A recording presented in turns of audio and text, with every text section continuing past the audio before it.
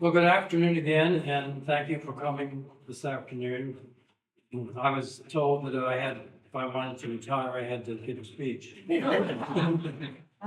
I'm not really used to doing. I'm going to start with a short overview of my life and how I eventually became an employee here at the Cumberland County Historical Society. I was born in the Colorado Hospital in 1942. I was a war baby. My father was in the Army, and he was stationed in Texas. And when I was 6 weeks old, I think it was, my mother and I took a train to Texas, and we were there about 2 years. Then my father was sent overseas. And then my mother and I returned to the Newville area and lived on a farm near Newville with her parents. And we lived there until the war ended. That picture was taken in Carlisle. I think I was 3 or 4 at the time. So my father came home from the war, and my sister Jane was born in 1946. And we moved to Shippensburg when my father worked. We later moved back to Newville, where I started 8th grade at Big Spring High School. This picture is sort of interesting.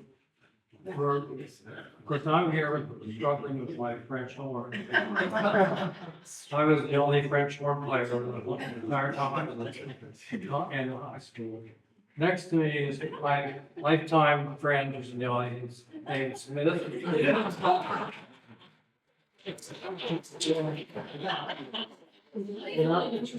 Up here in the trumpet section is my future wife, Nancy.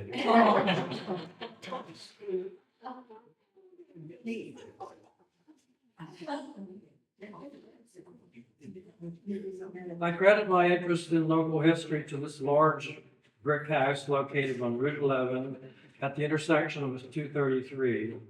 And it was a catty corner across from the Cumberland Drive-In Theater. This was the home of the Baines family, my mother's family. When I was young, 2 maiden aunts and an unmarried uncle lived in the house. My great aunt Helen, she's the one here on the left. My great aunt Helen would sometimes invite me to come and spend the day with her at the house. And it was like a trip going into the past. She would make bread. Whoops. You see the bake oven here? She made bread in the old bake oven, and we would gather wild berries, pick things in the garden, feed the chickens. And the chickens lived under an old Conestoga wagon that had been turned over and turned into a chicken house. The house was full of antiques, including a blood-stained couch in the hallway where a wounded Confederate soldier had been left during the Confederates' invasion of the county. And the Maines family secretly nursed that soldier back to health and then sent him back south. He didn't let the neighbors know that at the time. The attic was full of old things, including old metal hoop skirts hanging from the rafters. And there was a secret room where valuables were kept. The basement had its own freshwater spring that was a source of drinking water year-round, even in the winter time. My visits to this house left a lasting impression on me, and I think that's what generated my interest, long-time interest in the past. My first visit to CCHS was in 1958, when I was a junior in high school. I was on a research paper for a teacher named Plow. She was known as the Newville historian, and she really inspired a love of history in her students. She was a great storyteller and brought history alive.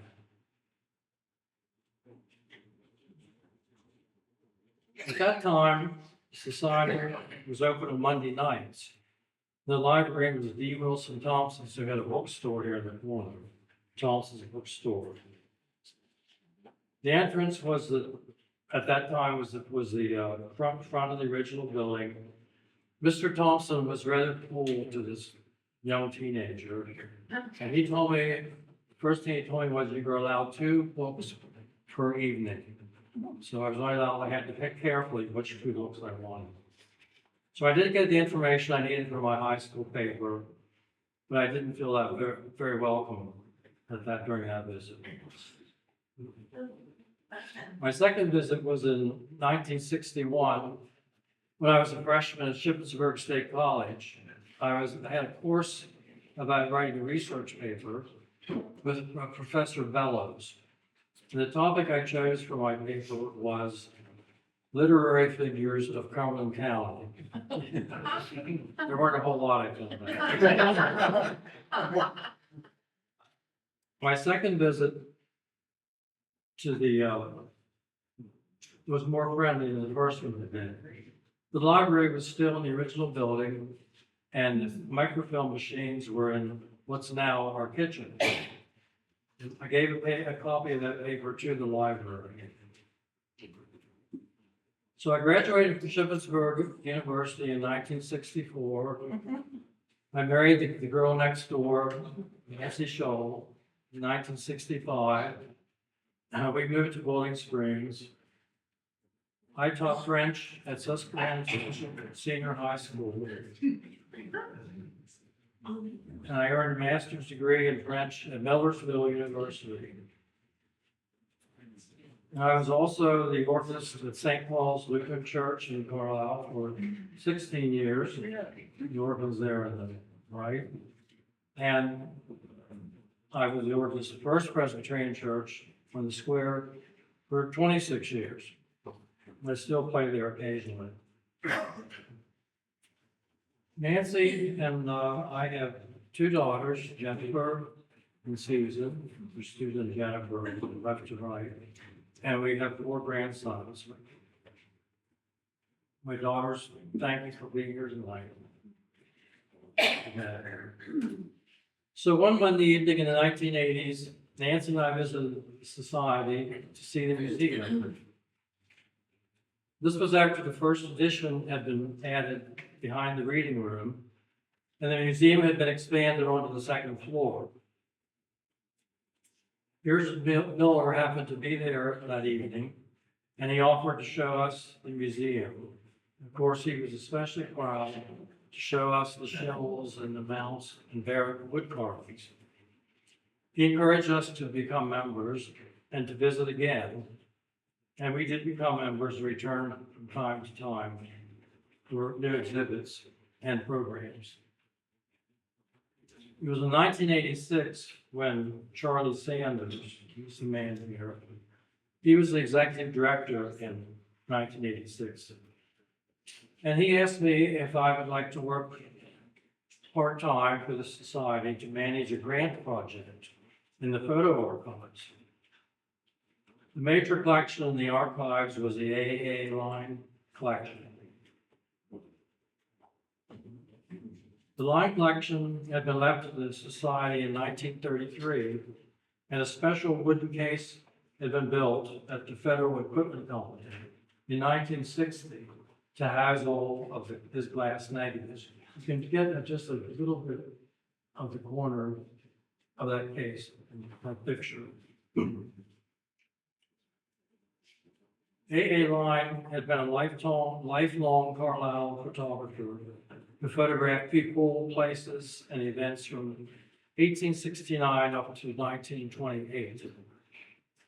He had a sad personal life. He married, and within the first year, his wife and first child died, and his wife died in childbirth.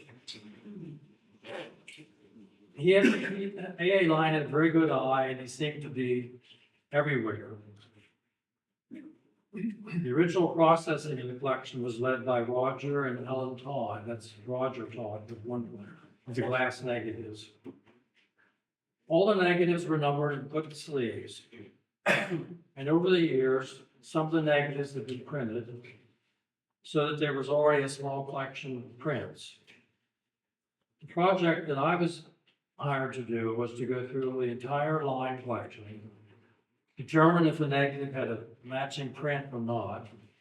The negatives that had not been printed were taken to Let's Camera Shop in Camp Hill.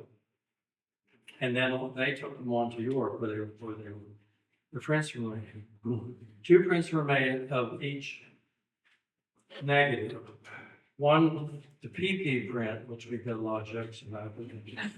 PP print stands for permanent print. We had 1 permanent print made, and that print was not to be handled.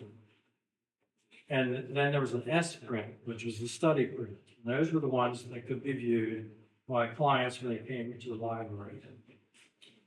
The 2 copies were made because this was before we heard about computers. All the glass negatives and prints were put into new acid-free envelopes and folders. And we still have those 2 sets known as the PP prints and the S prints. That project took about 2 years. I worked on Monday evenings and on Saturdays to complete the grant.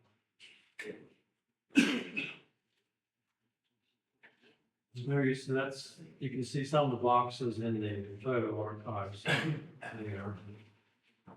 It was during this time that I met Lois Landis, who assisted with the project. She typed all the sleeves and the catalog cards. And Lois was a very sweet woman. She was a very dedicated volunteer. I still miss her. One thing that helped me working with the photo art collection, I think, was that I have a photographic memory. I always learn things better visually than verbally. I can usually remember if I've seen a photo before. And if someone brings in a new photo and I say, well, I think we already have that. It was during the time that I was working on a grant that Linda Smith came to work at the society. I remember her in this room presenting a program about the iron industry. She portrayed the wife of an iron master, and she had made a large model of an iron furnace, and she showed how it operated. It wasn't long after that till Linda was hired as director of the society. Ann Hoffer was president at the time, and she and Linda were trying to get the county to build a county archives next to our building. And they had me in mind to be the director of the county archives when it was constructed. This project never materialized, but since the museum was growing, as well as the photo archives, I was offered the job to be curator of the museum and photo collection. So after 26 years of teaching, I retired and started to work here in 1989. See, it's like that. We started here in 1989 as a full-time employee. When I was hired, there were only 7 staff members. See here, left writer Linda Smith, Rain Luciano. Thank you for being the Rain. Myself, Janet Hawker, who was librarian, Barb Landis, treasurer, took care of the financial accounts, and Chris Amador, who was a library assistant. And the 7th person was Miriam Fox, who was our secretary, and Linda's secretary. This is a view of the workroom and stacks, and here we see volunteers, Robert Hylands and Dr. Warren Gates, working on some of the early computers. Dr. Gates did the first computer photo-related project. In this view, we see Barbara Landis.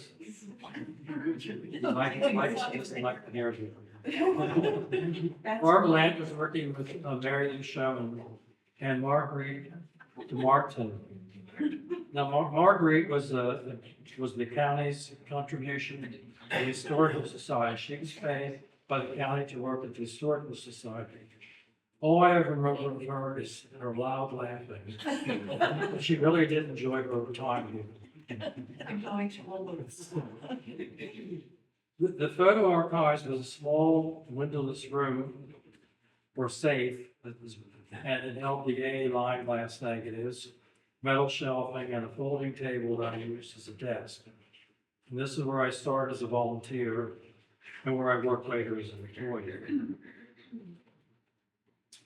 My original title was simply curator because I curated both the museum and the photo collections.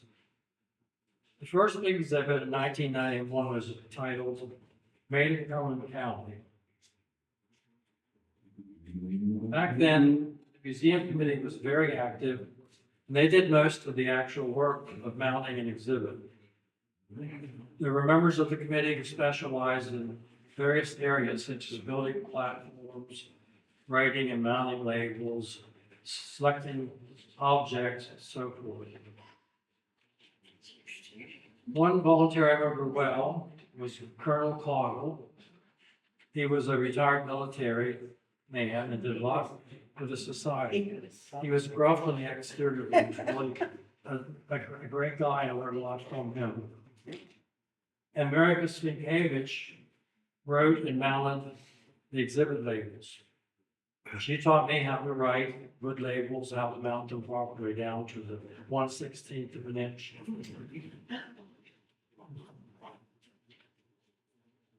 A second new accession was a collection of lantern slides of local businesses that were used at the Carlisle Theater. I think we were still we also did that. We also did.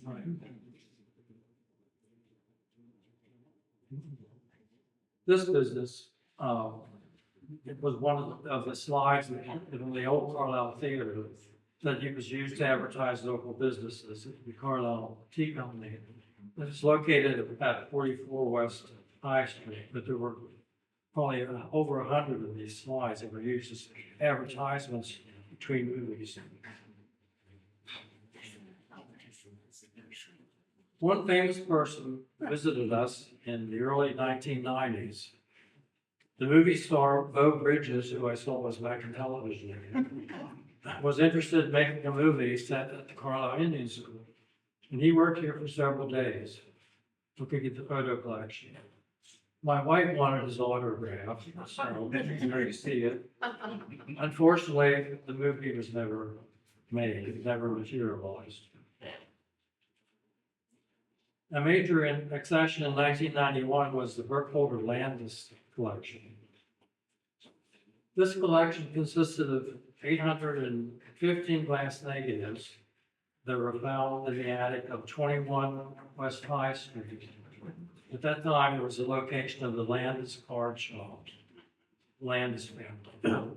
It turned out that these negatives were made by John Choate, of local people that he had photographed in that building while his business was located there between 1877 and 1902.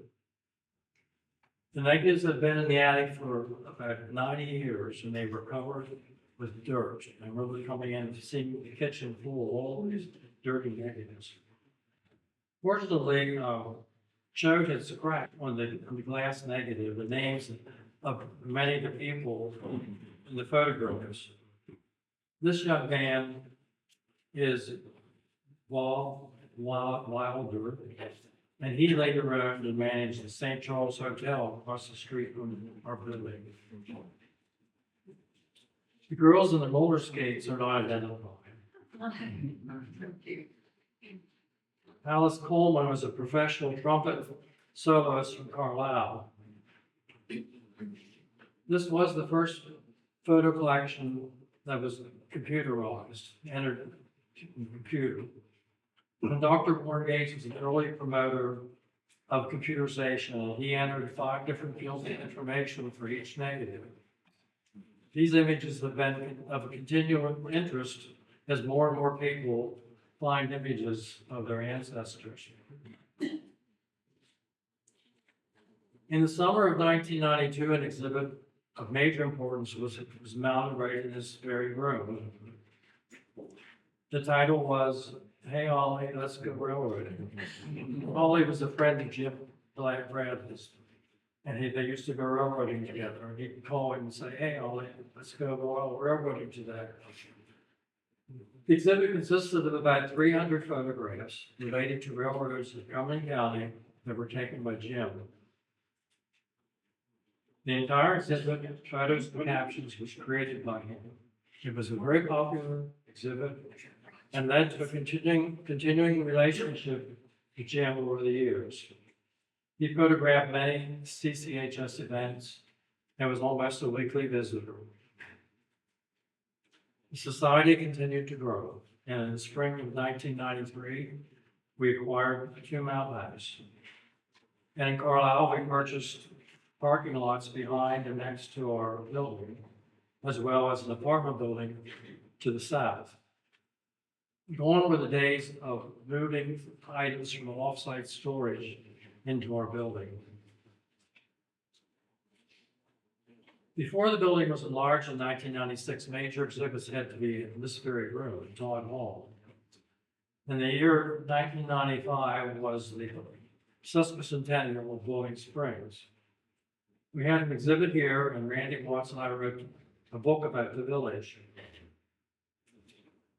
This large panoramic view of Bowling Springs was found at the State Archives and was featured in the front right here of Todd Hall.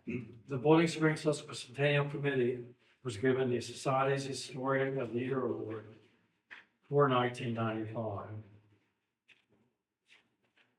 This photo was taken during a staff trip to Gettysburg in 1997. Mike Strong here, he was a guide, also a guide in Gettysburg, and he was our guide for the day. During the years 1996 and 1997, we underwent a major expansion to our building.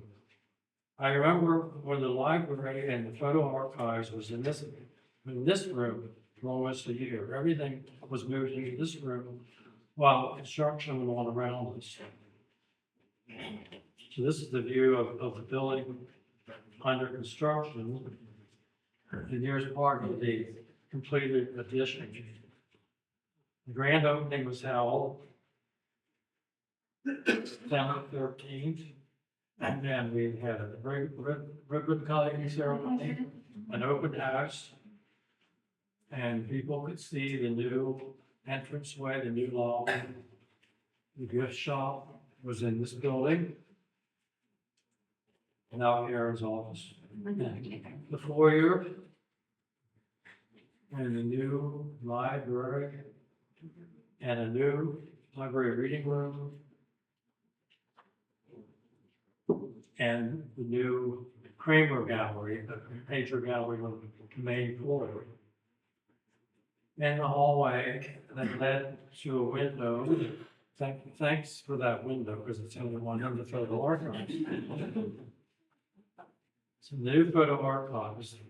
The Todd Photo Archives opened in 1998, and the first computer for the photo archives was purchased. The new space included a space saver system that gave us much more flexible space. Homer Henshin was our in-house computer expert. He came along at the right time. And Lois Landis, she continued working on the photo catalog. We had 16 photo volunteers who worked on a weekly basis. We were all working on computerizing the collection. That same year, we had a visit, the only time the Jim and Lucy Steinmetz visited the society to see where their photos were housed. Every time I would go to Steinmetz, he would always give me a few things he had printed and fill up the collections of them. In 2000, I became the full-time photo curator, and a new museum curator was hired. The two jobs had just become too much for one person.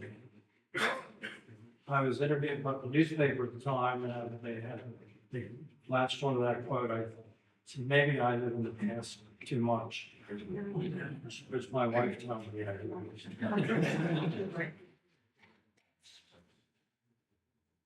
In the year, that year we also had a float in the 250th Grand Parade to celebrate the founding of Cumberland County.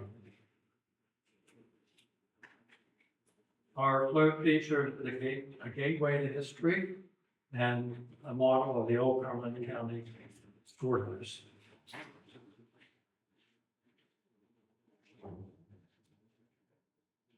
In the year 2001, the mural was painted on our High Street lawn, and I think it's now due to be repainted. And of course, all of us remember 2001 for the date of September 11th. At CCHS, it was a typical day, and the patron was already working in the library. And then we heard that a plane had crashed into the World Trade Center. Matthew March had a television downstairs, and he brought it upstairs. And we gathered around the television in the workroom. We watched in horror as we saw a second plane crash into the tower. Linda decided to close the building and send us all home. The one thing that I remember is the patron of the library was told about the incident, and he was invited to come watch the TV.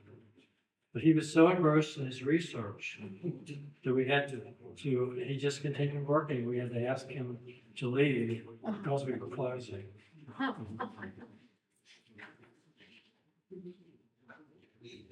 When the building was expanded in 1997, the second floor of the new addition was for future expansion of the museum. A committee worked from 2002 to 2004 to plan the new museum. I was on that planning committee, and we worked on several photo features for the new museum. One major area was the 40-foot serpentine wall showing the changing face of Cumberland County from 1850 up to the present. It was divided into 7 groupings of photos with 9 different subject areas. I had to select 181 photographs from this project. This wall was to show the evolution of the county as well as the evolution of photography. A second feature, photo feature, was called The Faces of Cumberland County, which is comprised of both living and dead famous people from Cumberland County. This was here we see Jimmy George standing near his picture on the mural. And the third feature was a huge enlargement of the student body at the Carlisle Indian School that was taken by Cho in 1892.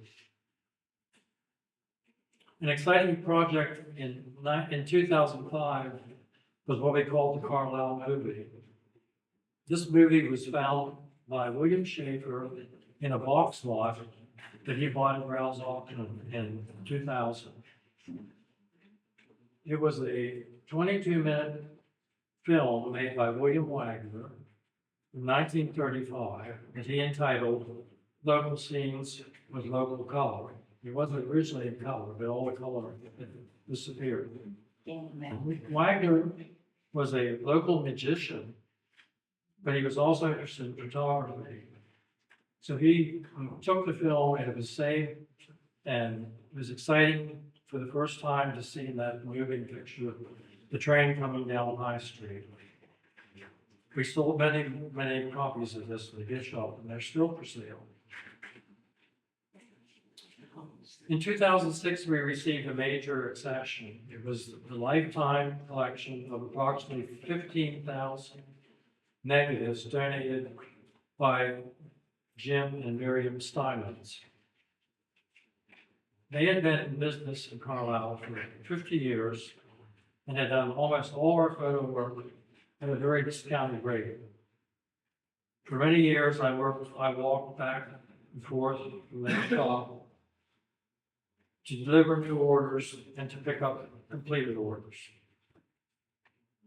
Jim would often give me prints of his photos that he had made for the society's collection. Good picture. And I also enjoyed seeing their many dogs. They were dog lovers, and they were always adopting dogs from the Humane Society.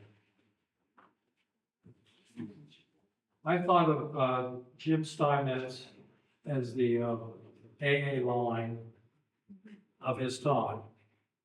He just enjoyed going around town, taking pictures of businesses and street scenes. He told me that he would go out usually on Sunday mornings because there was less traffic and there were fewer cars parked in the streets. So that's how he got most of his pictures. This photo shows the staff in 2007 and how much it had grown.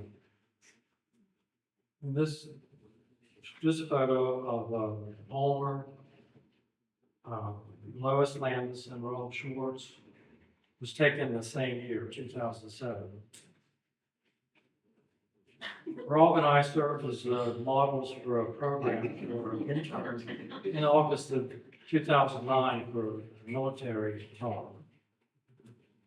The same year, we did 3 programs about the Route 66 TV shows that were filmed in Bowling Springs and in Carlisle. This view shows the crew filming at the mansion in Bowling Springs.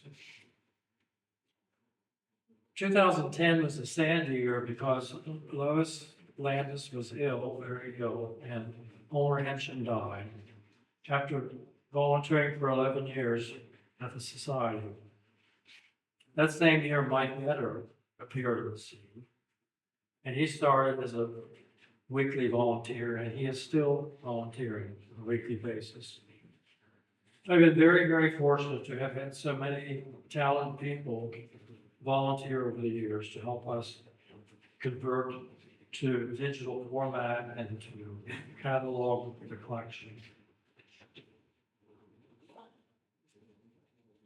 In 2011, we received 2 very large collections, photo collections. One was from Carlisle, Tire and Wheel, and the other was from the Maslin collection.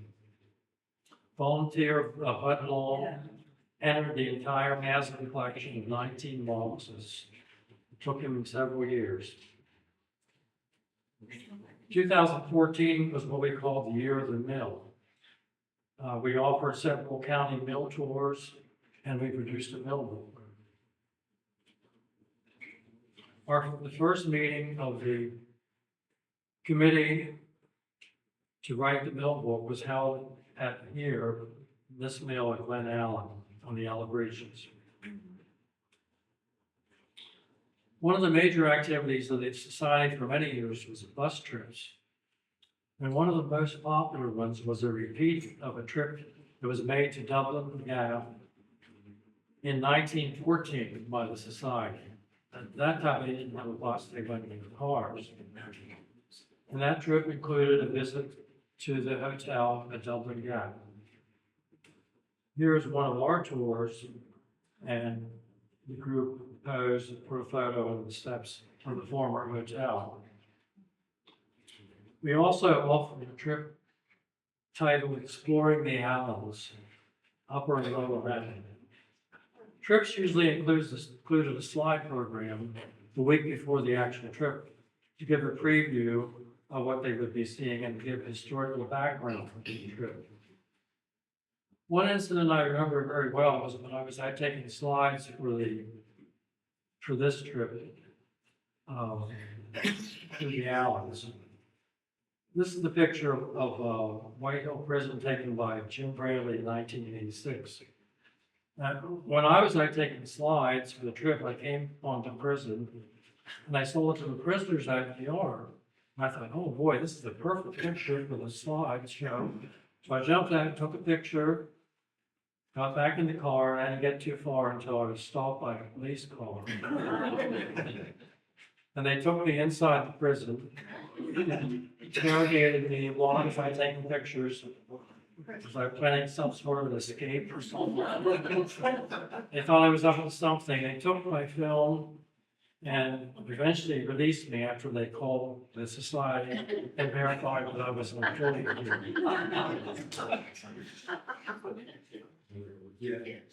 One of my favorite tour photos is one taken during a tour of the Morel Corporation Candy Factory in 2001. We all went home with a big bag of complimentary candy. We did eventually have our own small tour bus, and we use it for many of our local trips, such as the county mill trips tours. In 2016, the staff took a trip to Maryland with us, and here's a photo of the group gathered to start our trip home from that trip. On the way back, we had just started to cross a long bridge over the Potomac when something happened and the bus would only go 15 miles an hour. And there were all these trucks and cars going 60, 70 behind us. Somehow we got to the other side of the bridge without being hit. It wasn't very frightening. We walked to a local lodge hall and we had to wait there for 3 hours until the cars could come and pick us up. That was the end of our little bus.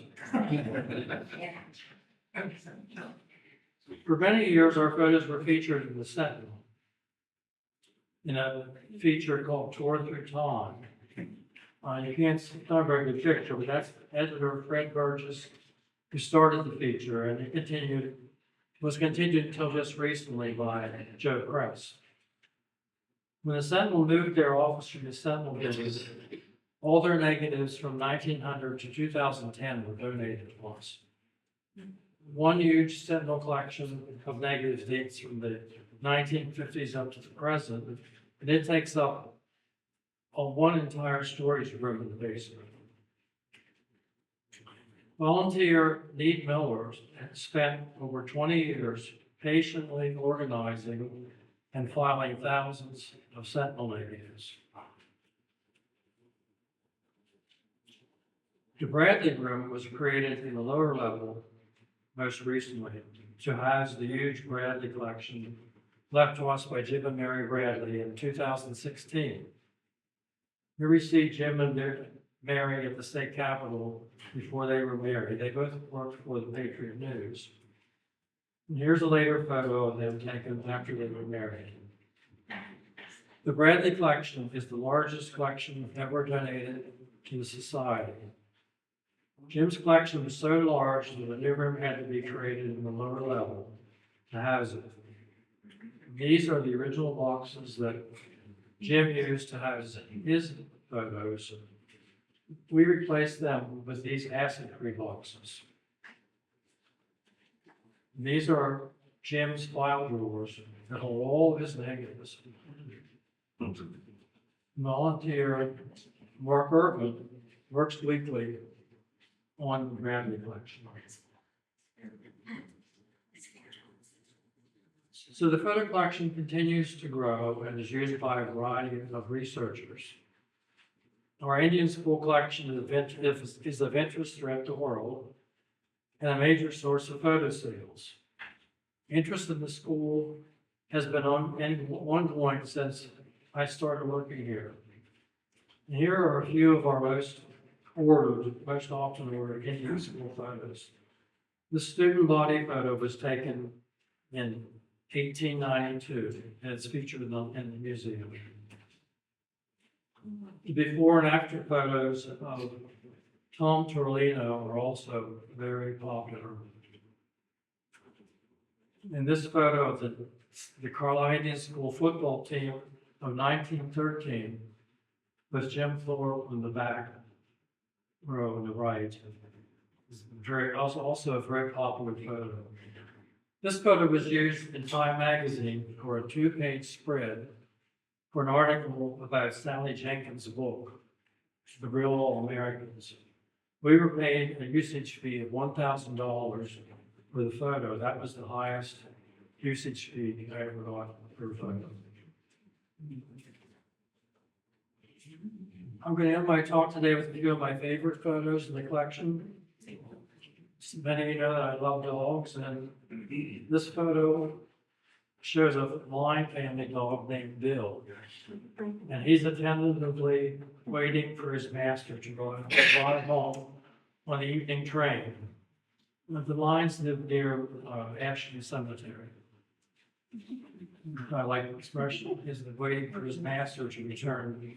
Every day he went there and waited for him. This 1891 cabinet card by Choate shows a dog family, the parents and their 9 children. And we know that Choate loved dogs, and he had a dog of his own. It wasn't taken in one sitting. In fact, it would have been impossible. It's a merger of several photos to form the finished picture. My favorite photographer is John Choate, and I especially appreciate his early photos of Boiling Springs and the lake. He seemed to like people because he usually included people in his photos. He didn't say, get out of the way, I want to take a picture. He said, get in the picture, I want you here. And in this photo, we see his that was a horse-drawn traveling studio parked by the lake in Boiling Springs. He was there to photograph from his series of Carlisle and the beauties of Carlisle and the surrounding area. And we see some young boys there gathered out of curiosity by the bubble. This view shows some men in the lake with a paddle boat with Front Street in the background. And here's a view of some of the local men, Boiling Springs, gathered on the rocks by the lake. This is an interesting grouping of locals at the entrance of what is now Cafe 101 on the square in Boiling Springs. And here we see the iron forge of Boiling Springs with the workmen and the mill in the background. And here's an interesting group of the rugged workmen who worked at the forge. This group of people are on Allenbury Hill, in a spot overlooking the stream that's behind the Boiling Springs Tavern. Notice, I don't know how they got the ducks to be so friendly, but the ducks are there, and the 2 boys on the left, one's about ready to clobber the other. This general view of the lake is one of my favorites, with so much going on in and around the lake and with people at the tavern in the background. It took a while for me to identify who Choate actually was. I didn't know if I had a picture of him or not. From his early photos, I thought he was the man seated there on the rocks. Then one day, a visitor came with a photo that was identified as being John Choate. And she allowed me to copy her photo. And then I was able to find him in other photos. Going back to this earlier photo, you can see a man looking at the studio window. I enlarged that man, and you can see that is Choate looking at his studio. I knew from newspaper accounts that Choate died suddenly, and he was buried in the Ashland Cemetery. So one day I went to Viewing Brothers, and I got the location of his lot. So I went there, and there was no stone, and the lot was empty. The newspapers of the account of his death say definitely that he was buried there in Ashland. So it makes me sad to think that someone who is world famous for all his Carlisle High School photos lies in an unmarked grave in Carlisle.